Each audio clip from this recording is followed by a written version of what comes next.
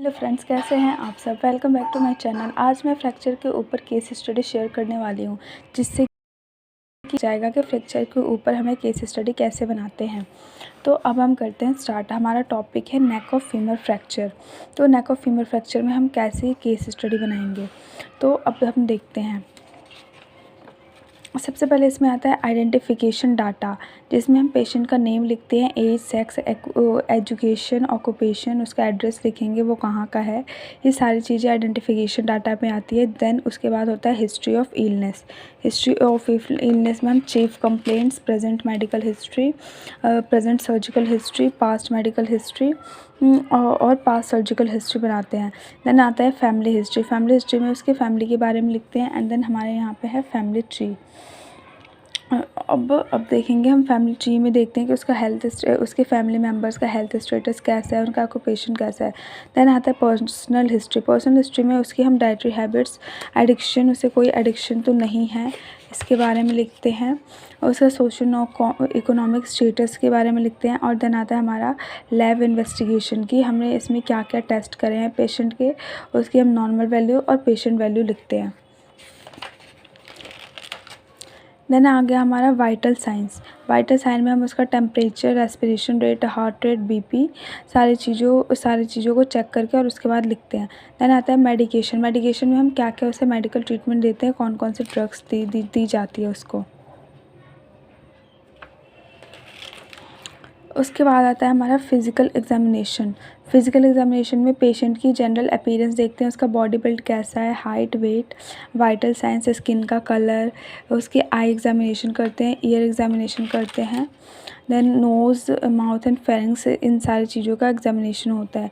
Abdomen में patient का inspection, auscultation, palpation and percussion, ये सारी चीज़ें हम करते हैं। देन आता है हमारा अनाटमी एंड फिजियोलॉजी। इस स्टडी में हम अनाटमी एंड फिजियोलॉजी लिखते हैं। इसमें हम अनाटमी एंड फिजियोलॉजी लिखेंगे फ्रैक्चर की। देन आता है हमारा डिजीज़ कंडीशन। तो डिजीज़ कंडीशन में मतलब उसे क्या डिजीज़ हो रखी है और उसकी क्या कंडीशन है, उसके बारे में हम लिखते हैं। देन आता है हमारा एटियोलॉजी। एटियोलॉजी में हम कॉज वगैरह लिखते हैं कि क्या क्या कॉज हो सकता है। Then pathophysiology. पैथोफिजियोलॉजी हम लिखेंगे फ्रैक्चर की पैथोफिजियोलॉजी लिखेंगे। देन क्लिनिकल मैनिफेस्टेशन, उसके साइन एंड सिम्टम्स लिखेंगे हम कि उसे क्या क्या हो रहा है, कब कब पेन हो रहा है, कहाँ पे पेन हो रहा है। देन और क्लिनिकल मैनिफेस्टेशन में हमारी ये बुक पिक्चर और ये एक वो क्या कहते हैं, बुक पिक्चर और पेशेंट पिक्चर बनती है।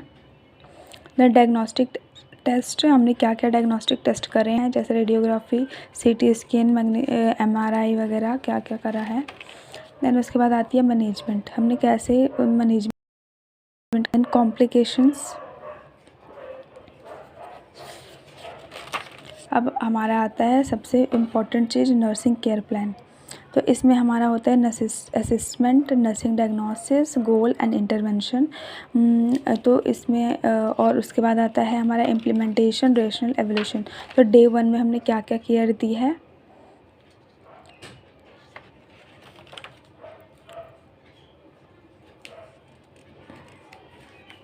देन हमारा आता है डे 2 की नर्सिंग केयर प्लान। ये हमारा है risk for infection related to secondary wound, secondary to fracture, deficient knowledge to the patient regarding condition, risk of peripheral nervous dysfunction related to neck of femur fracture. ये implementation, rational evaluation आ गया। अब हमारा आएगा day third का है nursing diagnosis, risk for injury related to multiple factors, impaired skin integrity related to fracture, self care deficit in bathing, hygiene, dressing due to musculoskeletal impairment to femur fracture. Then इसका आएगा हमारा implementation, rational और evaluation.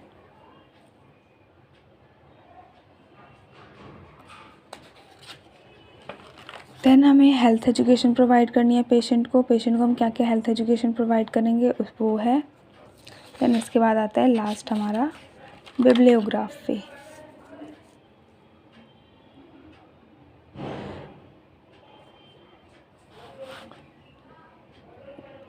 तो guys अब ये हो गया हमारा ख़त्म। और अगर आपको केस स्टडी अच्छी लगे तो मेरे चैनल को लाइक करें, सब्सक्राइब करें और कमेंट में जरूर आए। और अगर आपको किसी और टॉपिक पे या केस स्टडी